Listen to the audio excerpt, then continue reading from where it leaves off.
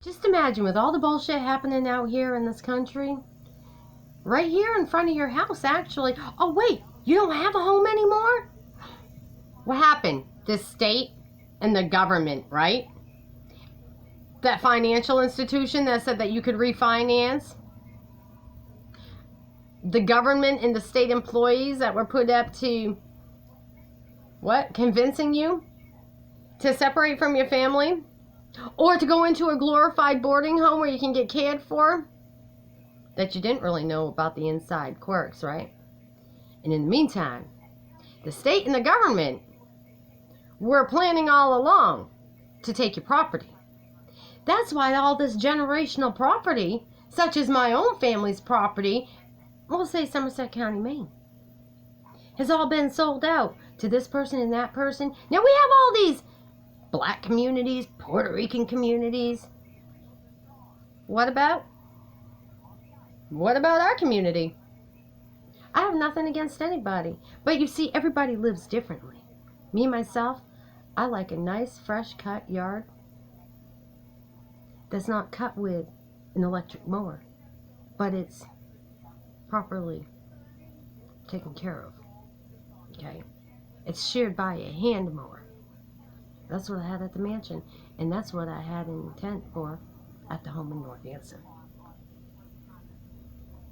I have the right to property, and so do you. Why are we all out here living in motel rooms paid by organizations and shit? Because why?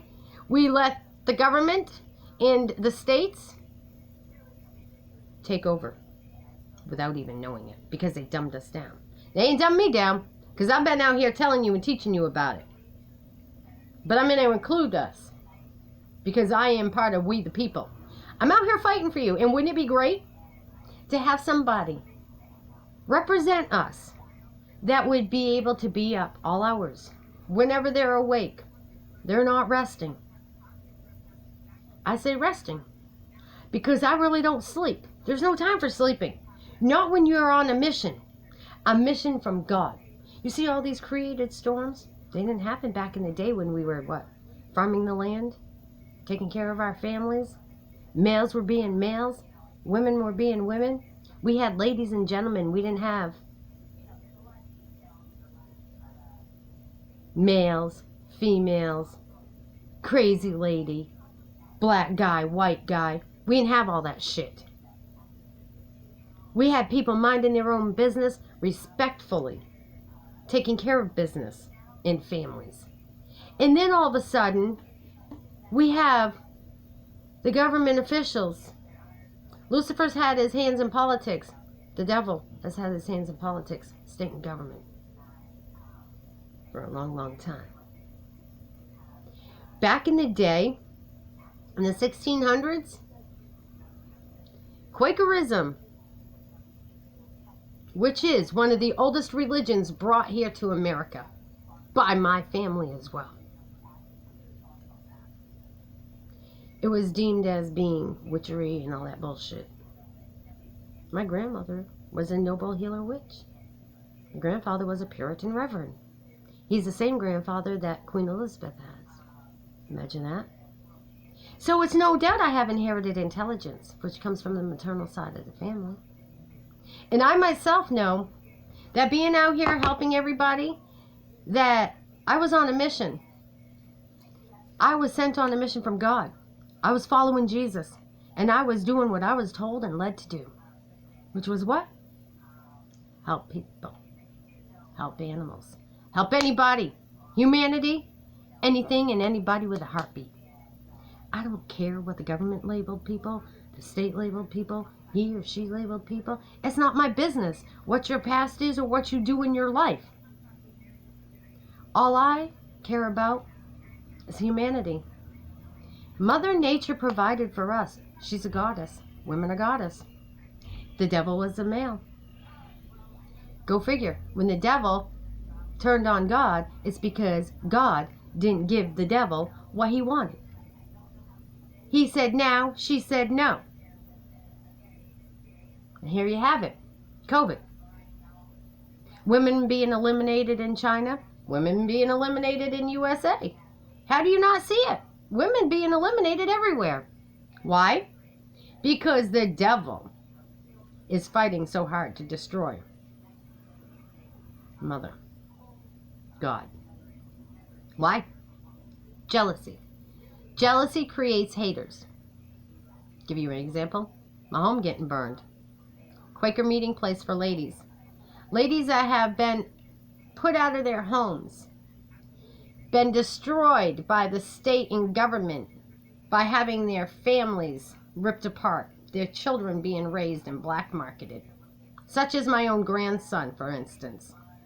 My grandson was kidnapped by these people.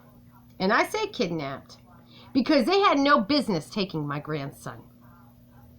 My daughter and I were being abused, which my grandson was being abused.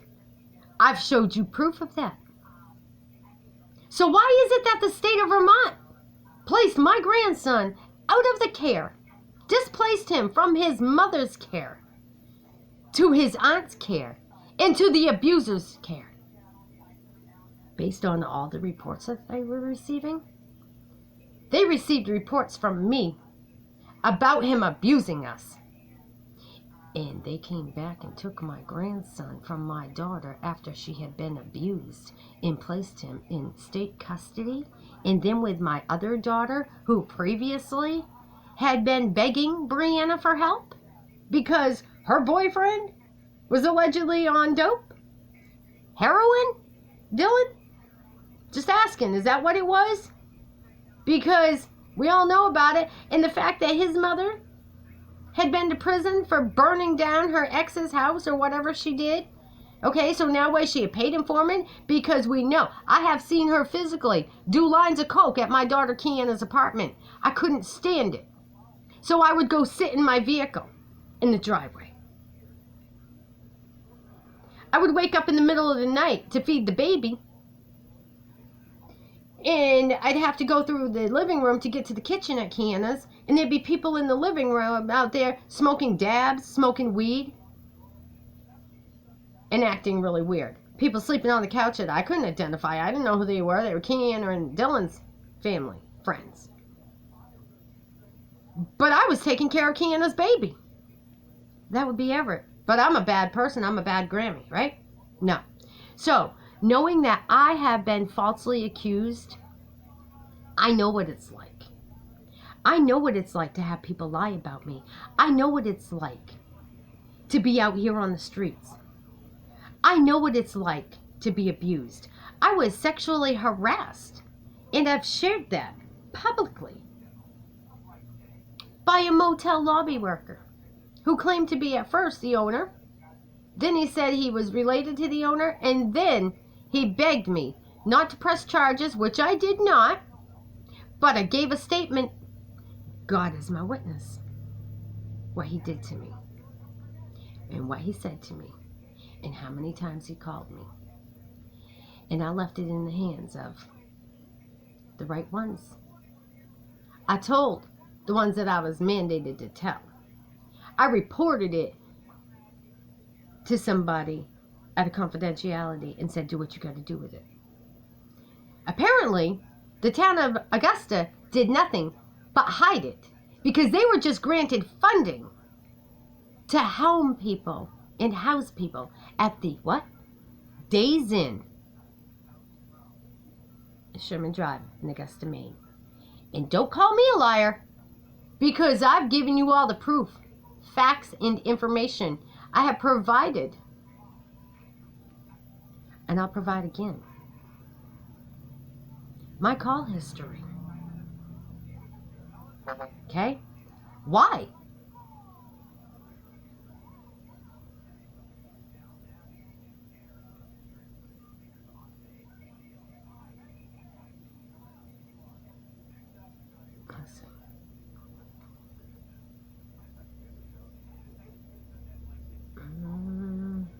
I have a call history on my phone,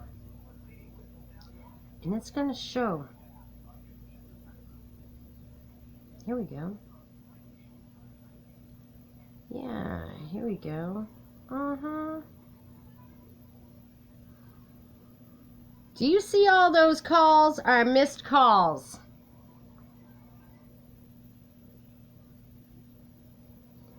Do you know why those are missed calls? Because that was the Days Inn front lobby calling me. For what reason? I have him on audio record asking me for oral sex. Okay? So, knowing that it was reported to Augusta Police Officer Simon Yorks, he didn't act on the case.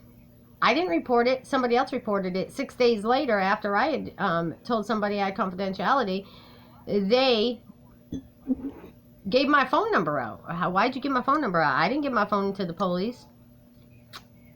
That heightens my concern and level for my safety, you see? Because I had already made them aware of my situation too, and why I was there. Okay? So with that being said, y'all know that Simon Yorks is covering the fact that I was harassed at the Days Inn in Augusta, Maine. I was asked by the guy at the front desk if I would accept a lottery ticket that he had scratched off for $50. For what? For oral sex. He called it a BJ. I've got his text messages, and I've got him on audio record from when he called my room from the lobby. Why'd he do that? When he couldn't get me, he would call the desk phone to my room phone. And I'd answer that room phone, and I got him on the audio record, and I shared it. So with that being said, everybody needs to be aware that sex trafficking, human trafficking, and all that is real. And it's being covered up by law officials. State and government too. Because they're all aware. So why isn't there being anything done? They had to know why I didn't want to stay at the Days Inn. Because that was one of their choice motels of putting me in. And I said no. I want to be where I'm safe, and I wasn't safe there. No, I wasn't safe there. I wasn't going to stay there. So they decided they weren't going to assist me, and not only did they not get my information, and I asked for and requested a fair hearing on their denial because they didn't even call me back, but I still haven't received any information from that other than it was supposed to be set for a fair hearing. So I got that information from the Attorney General's office in email. And therefore, knowing all these games that are being played between the politicians, the state, and the government officials, as well as the employees, I am running with full intent to start campaigning, as well as promoting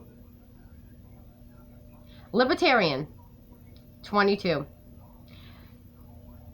I'm going to start saying hello to everybody, and I'm going to start promoting House for 22. I hope you do as well. God bless you.